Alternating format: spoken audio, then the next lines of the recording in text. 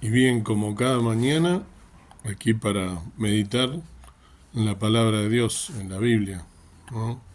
Y leer la Biblia, meditar sobre ella, escudriñar la palabra de Dios, como debemos hacer para alimentar nuestra alma, ¿sí? Te invito a tener una meditación, comenzando por el libro de Primera Reyes en el Antiguo Testamento 19, en el versículo 8, dice así un relato muy conocido, en el cual vamos a meditar esta mañana.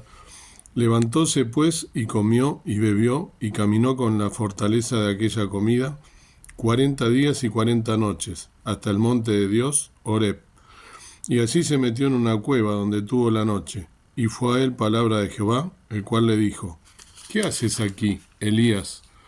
Y él respondió: Sentido he un vivo celo por Jehová, Dios de los ejércitos, porque los hijos de Israel han dejado tu alianza, han derribado tus altares y han muerto a cuchillo tus profetas. Y yo solo he quedado y me buscan para quitarme la vida. Y él le dijo: Sal fuera y ponte en el monte delante de Jehová. Y he aquí Jehová que pasaba, y un grande y poderoso viento que rompía los montes y quebraba las peñas delante de Jehová. Mas Jehová no estaba en el viento. Y tras el viento un terremoto, mas Jehová no estaba en el terremoto. Y tras el terremoto un fuego, mas Jehová no estaba en el fuego. Y tras el fuego un silbo apacible y delicado. Y cuando lo oyó Elías, cubrió su rostro con su manto, y salió, y paróse a la puerta de la cueva. Y aquí llegó una voz a él, diciendo: ¿Qué haces aquí, Elías? Dios bendiga su palabra. Y en esta mañana quería meditar acerca de esto. ¿Qué significa el silbo apacible y delicado? Porque vemos que se presentan tres distintos, ¿no?, elementos de la naturaleza que Dios está utilizando para comunicar a su siervo algo, ¿no? Y Elías en este caso reconoce que en el silbo apacible estaba Dios. Entonces, hay un solo lugar, ¿no?, en las Escrituras donde habla un silbo apacible y delicado, y es justamente este que acabamos de leer, ¿no? Y fue Elías después de su dramático, ¿no?, victoria sobre los profetas de Baal, ¿no?, lo que acabamos de leer. Él se esconde en esa cueva en el monte Horeb, cuando le dijeron que Jezabel, ¿no?, la esposa de Acab, rey de Israel, buscaba matarlo. Elías huyó. No voy a hacer una meditación acerca de si estuvo bien, si estuvo mal Elías. Se hicieron varias meditaciones, quizá en otro momento pueda hacer. Yo mismo ya le he hablado de este tema. Pero Elías huyó ahí al desierto y cayó exhausto, ¿no?, después de caminar, como leímos recién. Dios envió un ángel con comida, ¿no?, y con agua para fortalecerlo. Le dijo que descansara y luego lo envió a Horeb, allí en esa cueva, ¿no?, como leímos. Elías expresó su queja de que todos los profetas de Dios habían sido asesinados por Jezabel y solo él había sobrevivido. Dios le ordenó que permaneciera en la montaña, ¿no?, en su presencia.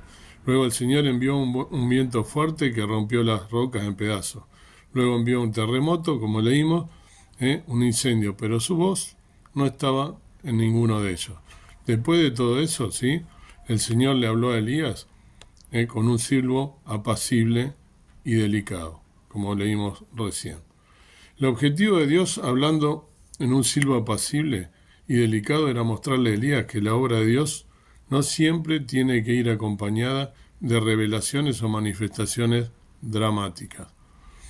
A veces nosotros no esperamos, así como quizá estaba hablando aquí Elías, tenemos que tomar cada palabra de Dios para que nos sirva en nuestra vida. A veces esperamos manifestaciones grandes de Dios hablándonos, y Dios nos habla a través de un silbo apacible.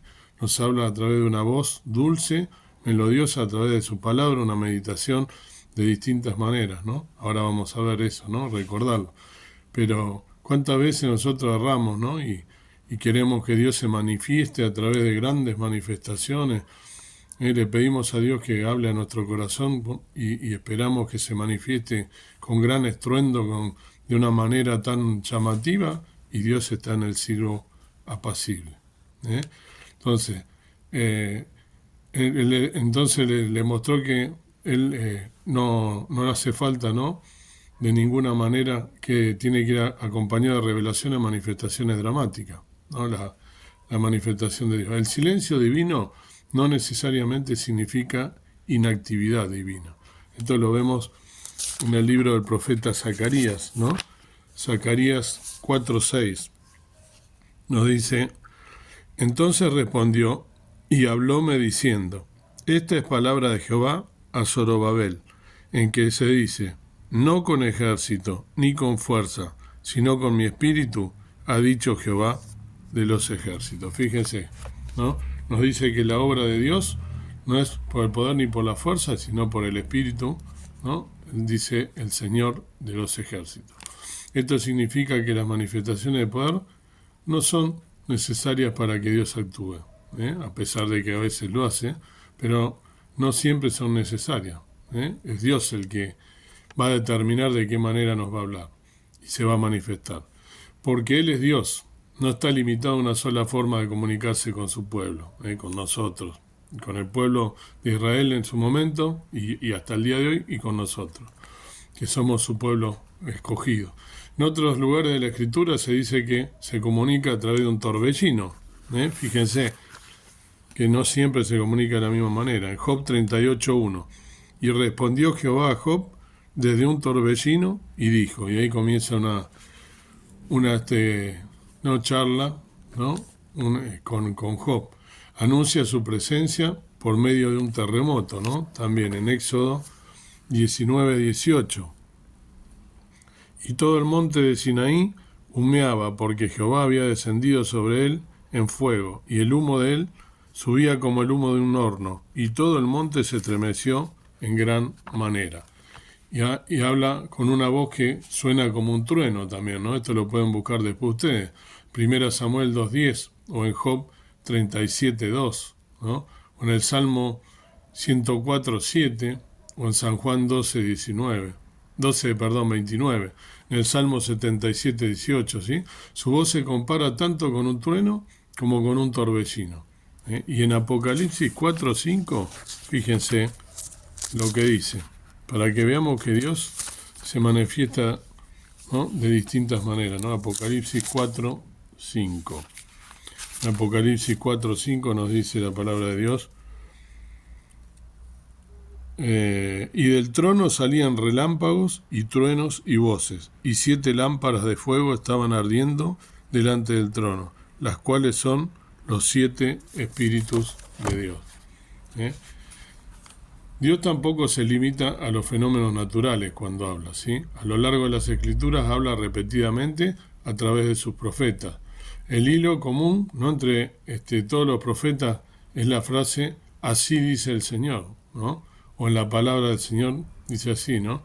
Habla a través de los escritores de la Escritura, ¿no? Sin embargo, de manera más misericordiosa, habla a través de su Hijo, el Señor Jesús, ¿no? En Hebreos, ¿no?, nosotros podemos ver cuando justamente algunos, como dije ya, ¿no?, yo en esta versión de la Biblia tengo que es Pablo, hay otros que dicen que no se sabe si fue Pablo. El hecho es que en Hebreos 1:1 y 2 dice: Dios, habiendo hablado muchas veces y en muchas maneras en otro tiempo a los padres por los profetas, en estos postreros días nos ha hablado por el Hijo, al cual constituyó heredero de todo, por el cual asimismo hizo el universo.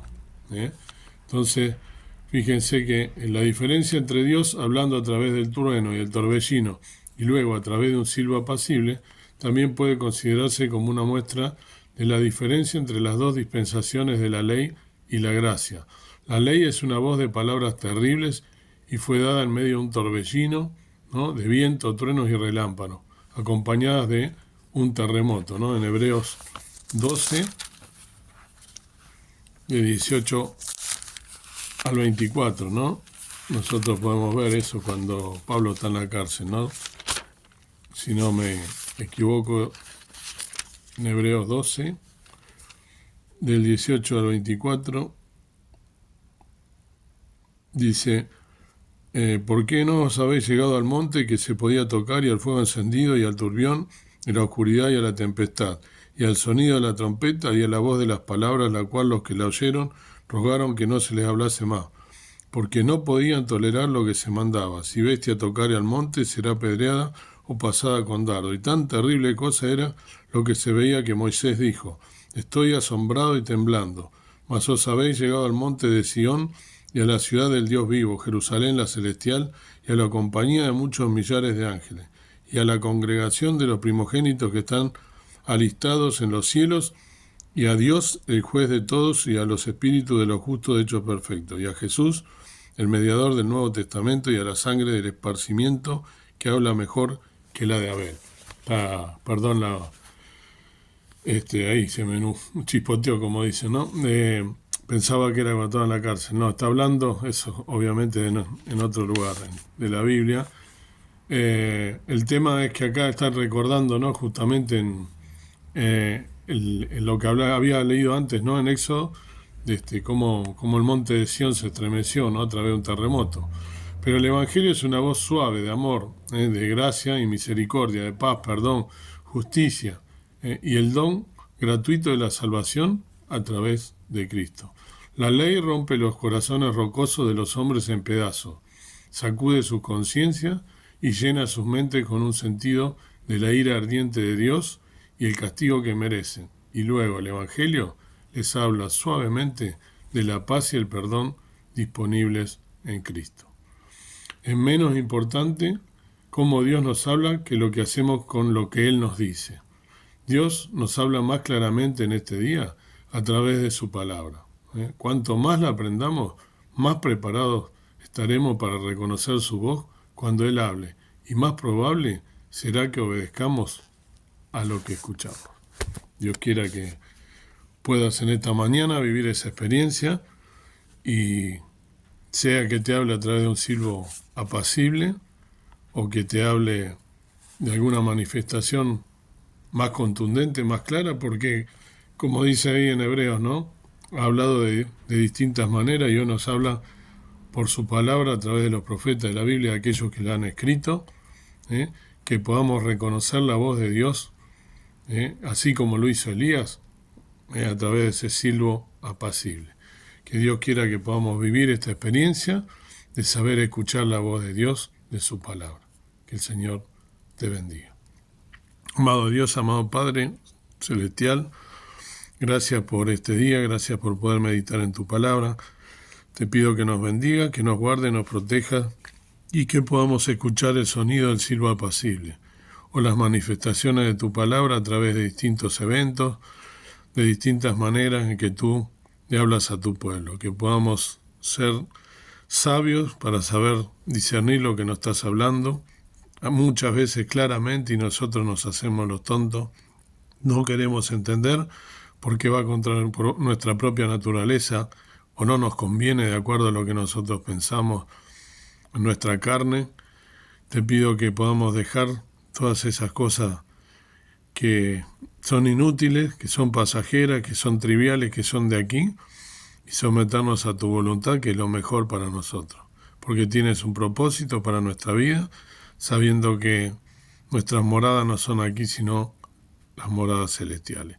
Gracias por la obra de Jesucristo en la cruz del Calvario, el cual nos vino a salvar de lo que se había perdido, a librarnos de la condenación eterna. Perdona nuestras faltas, nuestras omisiones.